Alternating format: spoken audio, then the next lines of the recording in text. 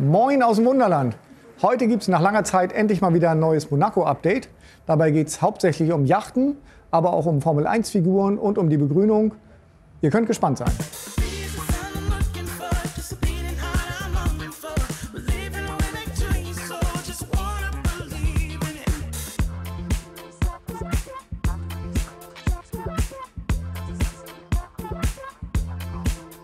Wenn ihr fleißig Gerrits Tagebuch geguckt habt, seid ihr technisch, was Monaco angeht, echt auf dem neuesten Stand.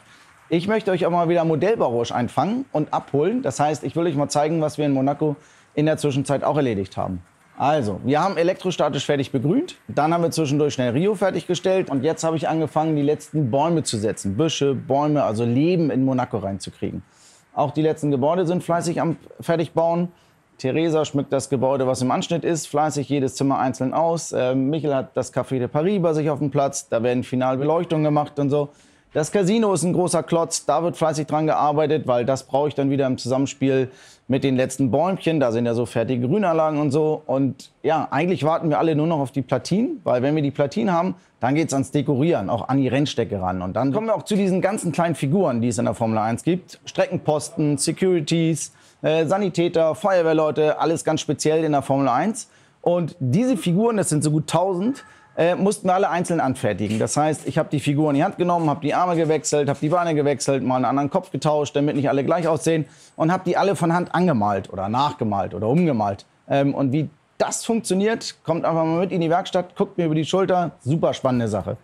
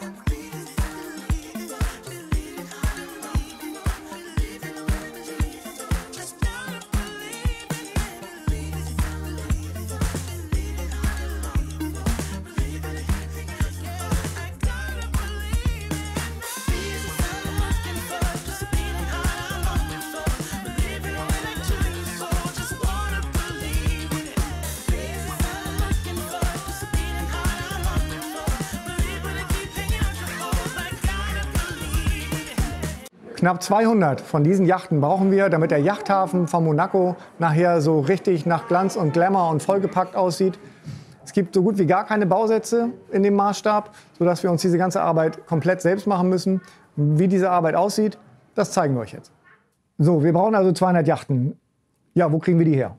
Wir sind auch nicht drum herum gekommen. Gut, ich hatte da auch große Lust drauf, selbst Bausätze zu entwickeln. Bin dann losgegangen und habe Vorbildrecherche gemacht, habe zum Beispiel diese 25 Meter Yacht gefunden. Letztendlich nützt es uns auch nichts, 80, 200 gleiche Yachten auf die Anlage zu stellen, sondern die müssen halt von groß nach klein und alle unterschiedlich aussehen, weil ansonsten ist es langweilig und ist ja auch nicht vorbildgerecht. Ich habe mich jetzt als erstes hingesetzt und habe mich mal versucht daran, das 3D zu zeichnen. Natürlich um Material zu sparen und um nachher Kabel durchzuführen, habe ich den so ein bisschen aufgebaut wie ein Schweizer Käse. Habe den erst massiv gezeichnet und dann hinterher alle möglichen Stücken rausgeschnitten.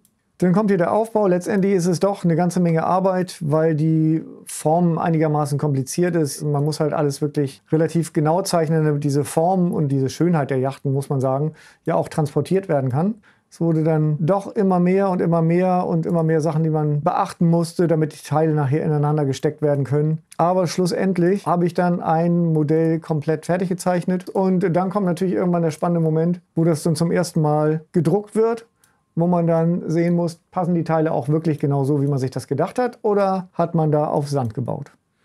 Heute ist ein wichtiger Tag. Ich habe das Paket bekommen mit den Teilen und bin natürlich extrem neugierig, wie die aussehen, ob die genauso passen, wie ich mir das gedacht habe. Und deswegen wird jetzt aufgeschnitten.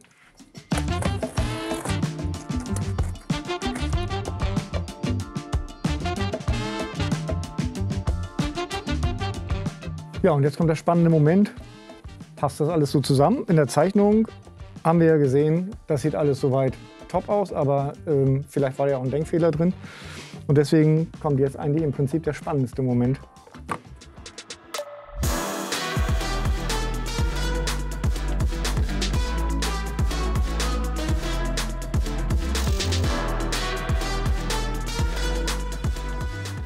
Das sieht doch schon mal nicht schlecht aus. Die Teile passen.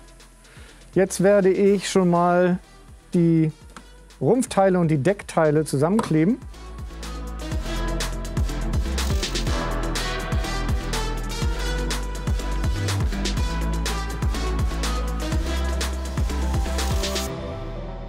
Nach der Grundierung kann man nämlich erkennen, wo es noch hakt, wo alles noch nicht optimal passt.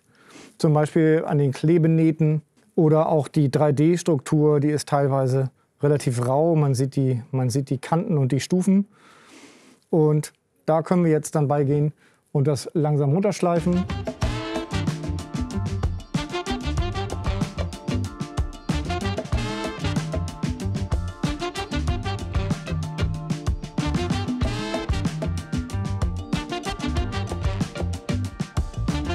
So, das eben war jetzt eine Yacht, die ich nur anhand von Fotos gemacht habe. Da hatte ich natürlich sehr viel Freiheit. Dann war die Firma iYacht so nett und hat uns 3D-Daten ihrer Mazzarin zur Verfügung gestellt. Das ist auch eigentlich meine Lieblingsyacht für die Anlage. Diese 3D-Daten haben die uns geliefert. Und ich dachte, das ist ja spitzenmäßig. Dann sparen wir uns einen Haufen Arbeit, weil die Yacht ja mehr oder weniger schon gezeichnet ist. Und da habe ich aber ganz schön falsch gelegen, weil diese 3D-Daten dafür da waren, auch für die Herstellung der echten Yacht. Da konnte ich natürlich so gut wie gar nichts übernehmen, weil die Bleche und die ganzen Materialien, mit denen das in echt gemacht wird, wenn ich die 1:87 verkleinere, bleibt so ziemlich überhaupt gar kein Material mehr übrig. Das heißt, ich musste hingehen und musste diese ganzen Flächen nehmen und alle komplett umzeichnen auf eine Materialdicke, mit der ich arbeiten konnte, dass am Ende ein Modell rauskommt, was nicht zerbröselt, wenn ich es anfasse. Insofern war das mindestens noch mal genauso viel Arbeit, wie vorher diese Yacht da aus dem Nichts zu erschaffen. Trotzdem, ich finde die einfach genial. Also für mich sieht die großartig aus und das hat trotzdem riesen Spaß gemacht, hat mir aber echt überhaupt gar keine Arbeit gespart. 40 Stunden habe ich dran gezeichnet. Und jetzt zeige ich euch, wo wir heute stehen. Fast 200 Yachten. Ich kann mittlerweile wieder einigermaßen ruhig schlafen. Von klein bis groß ist alles dabei. Die sind alle schon fertig gebaut und beleuchtet. Bei ungefähr der Hälfte fehlt noch die Ausstattung und die Ausschmückung, aber das werden wir auch noch hinkriegen. Zum Abschluss unseres Monaco-Updates zeige ich jetzt noch einmal die Mazzarin. Die haben wir vorhin schon als 3D-Modell gesehen. Hier ist sie soweit fertig, nur die Ausstattung fehlt noch. Nehmen wir noch die Mercator. Das ist auch eine iYacht. Die sieht mittlerweile schon richtig gut aus, denn die ist fertig ausgestattet mit allem drum und dran. Jetzt gucken wir uns noch ein paar Yachten von nahem an. Und damit verabschieden wir uns von euch und hoffen, wir sehen uns bald wieder.